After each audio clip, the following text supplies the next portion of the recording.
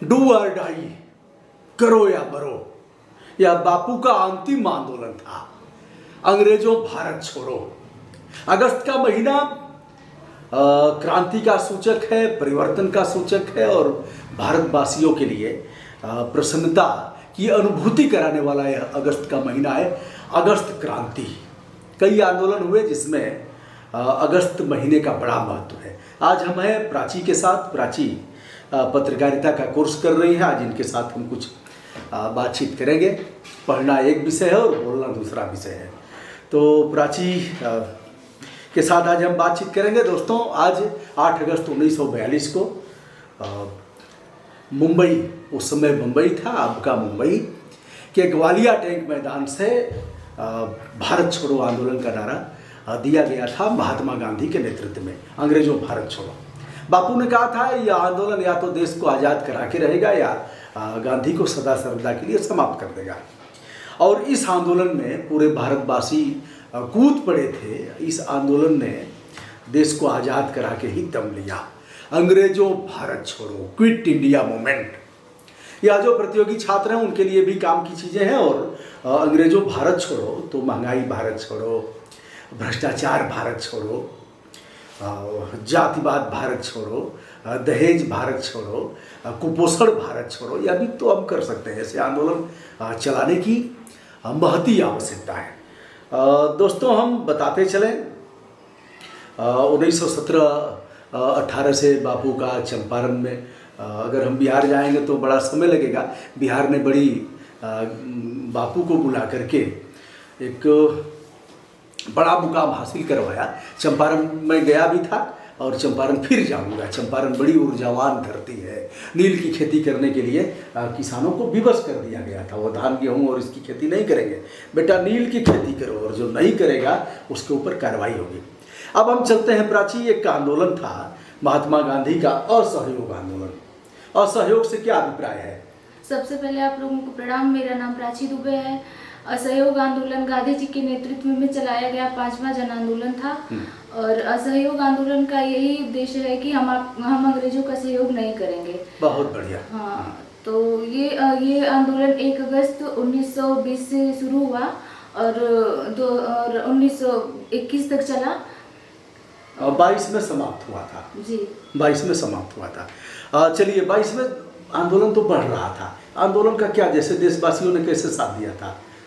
छात्रों ने, अधिवक्ताओं ने? इसमें छात्रों ने स्कूल जाना बंद कर दिया था, कॉलेज बंद हो गया था, श्रमिक अपना कार्य छोड़ दिए थे और मतलब पूरा साथ दिया था लोगों ने। हड़ताल भी हुए थे। लोगों ने कहा कि हम नहीं जाएंगे। तो अंग्रेजों की चूल हिल गई थी। प्राची ने 6 लाख लोग हड़ताल भी किए थे इसमें। हाँ, 6 लाख श्रमिकों ने हड़ताल किया था। बहुत अच्छा। तो इसमें आंदोलन 1 फरवरी को शुरू हुआ था। 1 फरवरी और 21 में चला।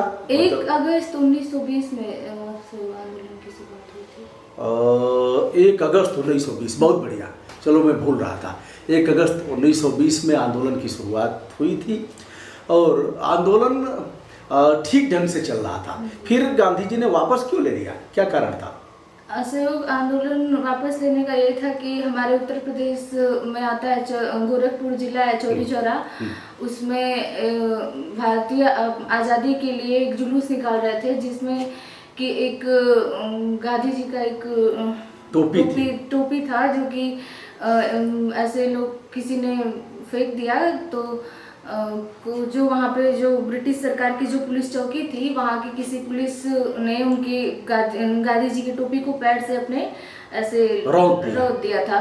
तो फिर इस पे जो वहाँ के जो जुलूस निकाल रहे थे जनता, वो क्या किए कि गुस्से में आकर के वो जैसे, चलो एक चीज बताओ, टोपी को रौंद दिया तो क्यों गुस्सा है लोग? टोपी स्वाभिमान का प्रतीक था। जी। बापू ने दिया था। गांधी टोपी लोग लगाते थे, ऐसे टोपी, सफ़ेद टोपी। कभी कभी कोई दिख जाता है, अब कोई टोपी नहीं लगाता।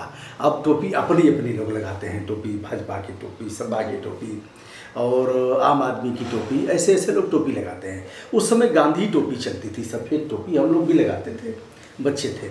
अब समाप्त हो गया तो टोपी को रौंद दिया। फिर लोग गुस्साए, गुस्साने के बाद क्या हुआ?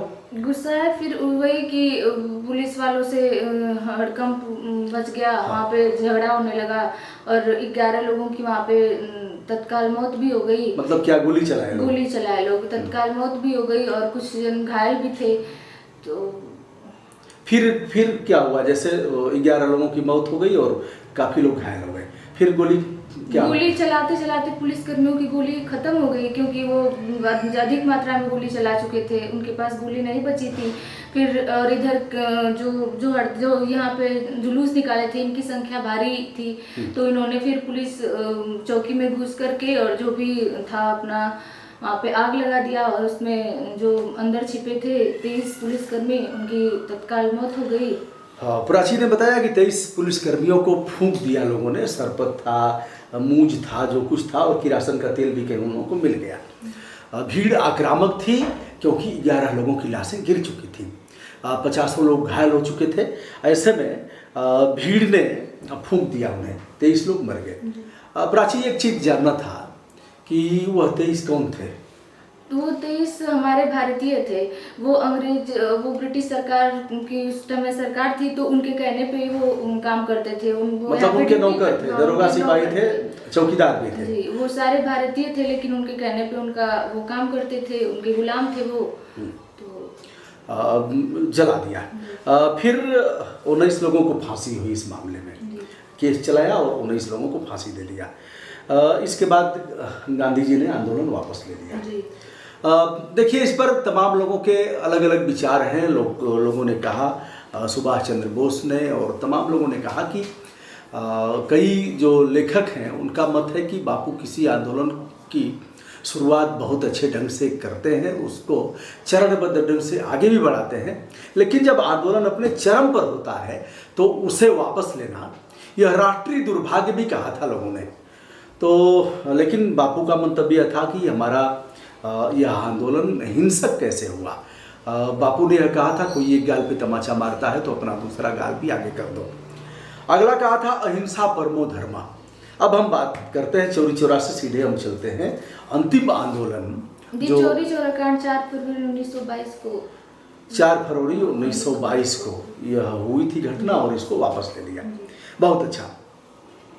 तो यह जब ग्वालिया टैंक मुंबई से कांग्रेस के अधिवेशन में शाम को अंग्रेजों भारत छोड़ो आंदोलन का नारा दिया गया, पूरे देश में यह आंदोलन तेजी से फैला। उस समय यह मोबाइल नहीं था, संचार क्रांति का युग नहीं था, समाचार पत्र भी निकालने वाले जेल में बंद कर दिए जाते थे, चुपके से समाचार पत्र मैसेज जाते थे, और यह लोग लग गए थे इतना ऊर्जावान, देश के प्रति संपूर्ण रूप से लोग आस्थावान थे। डू और डाई, करो या मरो।